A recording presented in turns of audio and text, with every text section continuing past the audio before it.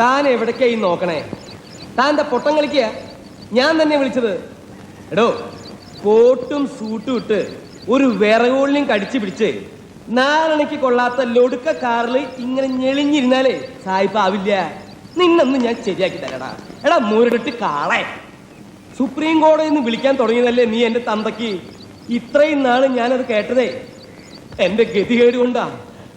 ഏത് പേട്ടയ്ക്കും കാശുണ്ടായ ഏത് പാവപ്പെട്ടവന് തന്തയ്ക്ക് വിളിക്കാം.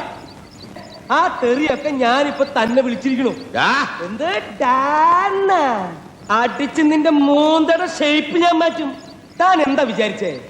ജീവിതകാലം മുഴുവൻ തന്റെ ചെരുപ്പ് നോക്കി ഞാനിവിടെ കഴിയുന്നു വിചാരിച്ചോ? വേലക്കാരോട് എങ്ങനെ പെരുമാറണം എന്നുള്ളത് ഞാൻ തനിക്ക് കാണിച്ചു തരാം. കുറച്ച് വേലക്കാരെ ഞാൻ എന്റെ വീട്ടിൽ നിർത്തുന്നുണ്ട്. എന്നിട്ട് ഞാൻ തന്നെ വന്ന് വിളിച്ചു കാണിക്കാം. ഇങ്ങോട്ട് നോക്കണോ?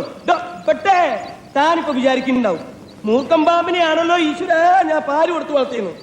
അതേടാ, മൂർഖം പാമ്പിനെ തന്നെയാ നീ പാല് കൊടുത്ത് വളർത്തിയത്. എത്ര പേരെ താൻ ഈ തൂക്കി കൊല്ലാൻ വിരിച്ചിട്ടുണ്ട്. അതിന്റെ പാപമൊക്കെ അനുഭവിക്കാണ്ട് ഇവിടുന്ന് പോവാൻ പറ്റോടോ? ഞാൻ പോയി കഴിഞ്ഞ താൻ ഇവിടെ കിടന്നുണ്ടല്ലോ, മൂക്കുകൊണ്ട്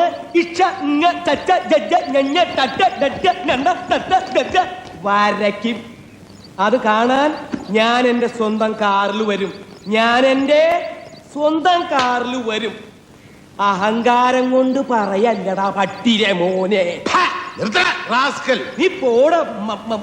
അത് വേണ്ട, മത്തങ്ങ തറിയ ധൈര്യം. നീ ഇങ്ങ് വാട, പുറത്തേക്ക് ഇങ്ങ് വാട.